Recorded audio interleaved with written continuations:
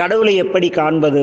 இப்படி காண் என்று அடையாளம் காட்டாதனால்தான் இத்தனை குழப்பங்கள் என்று அந்த ஐயா என்னிடம் பேசினார். இதற்கான விடையை தேடி தேடி தேடி கடைசியில் குரு கீதை அப்படின்னு ஒரு கீதை படித்தோம். அதிலே கூறப்பட்டிருக்கிறது, எவன் ஒருவன் தன் கடமையை செய்கின்றானோ அதுவே தர்மம்.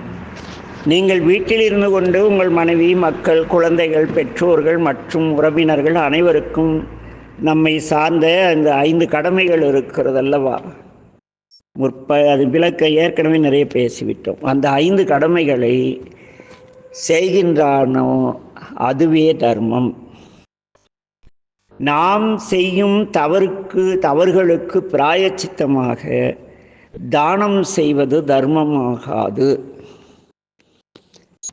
என்னமோ சரிப்பா, ஜாதகத்தில் இந்த தோஷமாக கோயிலில் அன்னதானம் பண்ணு, இந்த பிரச்சனையா ஊர்பட்ட லஞ்சம் வாங்கிறது, ஏமாற்றி பிழைக்கிறது, அடுத்தவங்க சொத்தை ஆட்டையை போடுறது, என்ன சாமி பேரை சொல்லி கத்தையாக சம்பாதிக்கிறது,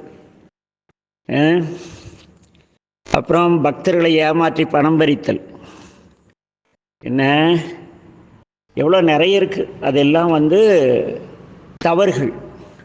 அப்புறம் நான் திருமுறை படிச்சுட்டு திருமுறைக்கு புறம்பா தவறான கருத்துக்களை நான் எனக்கு அறிவு கெட்டுனதை யாரோ ஒருத்தர் எழுதி வச்சு வாந்தி எடுத்ததை எடுத்து நான் படிச்சுட்டு வாந்தி எடுக்கிறது, இதெல்லாம் தவறு தான். மெய்ப்பொருள் கண்டு உபதேசம் செய்ய வேண்டும். சும்மா எடுத்தெல்லாம் நான் குரு, நான் உபதேசம் செய்கிறேன், நீ கேள், நான் தீட்சை தருகிறேன், உன் பாவமே போல சக்கர நோயிலேருந்து ரத்த கொதிப்புலேருந்து அத்ததும் உனக்குள்ளேயே உட்கார்ந்துட்டு இருக்குது, எனக்குள்ளேன்னு வச்சுக்கோமே. ஆண்டவன் அப்படியெல்லாம் எதுவும் தள்ள, ஒரு உதாரணத்துக்கு தானே, அடுத்தவங்கள நம்மள சொல்லிக்கலாம்ல. கேட்டால் என்ன பாவம் செஞ்சனோ, வீட்டில் சோத்துக்கு இல்லாத காலத்தில் எல்லாம் சாப்பிட முடிஞ்சுது, நான் நிறைய சம்பாரிச்சிட்டேன், நிம்மதியான வாழ்க்கை, ஒரு 75 லட்ச ரூபாயில் வீடு கட்டிட்டேன், என்னங்க புண்ணியம். வீட்டில் போனால் உப்பு இல்லாத சப்பாத்தியும் குழம்பும் கொடுக்குறா எங்கள் வீட்டுக்காரி.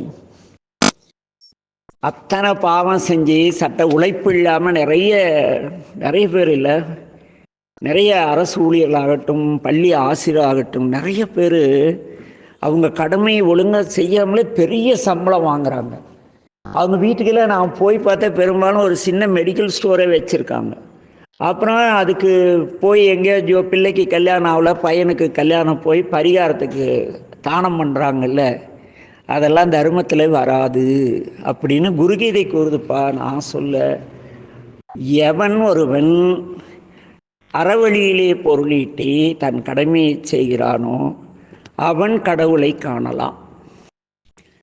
ஆக அந்த ஐயா எனக்கு ஒசுரையா கேட்டதற்கான பதில் இதிலே கிடைத்தது. எவன் ஒருவன் தன் உழைப்பினால் நேர்மையாக அறவழியிலே பொருளீட்டி தன் பெற்றோர்களை பராமரித்து உறவுகளை பேணி சமுதாயத்தை பேணி அன்போடு வாழ்கிறானோ அவன் கடவுளை காணலாம். முயற்சி செய்யுங்கள், கடவுள் கிடைக்கவில்லை எனில் பேசிக்கொள்ளலாம். ஏனெனில் என்ன அனுபவத்தில் நிறைய அவருடைய அருளை தினமும் கூட இருந்து தோன்றா துணை எனக்கு அருளிக்கிட்டு இருக்கார். ஆக இது தர்மத்திற்கு கடவுளை காணுவதற்கான வழி. நீங்கள் அறவழியிலே பிறரை ஏமாற்றாமல் ஒழுக்கமாக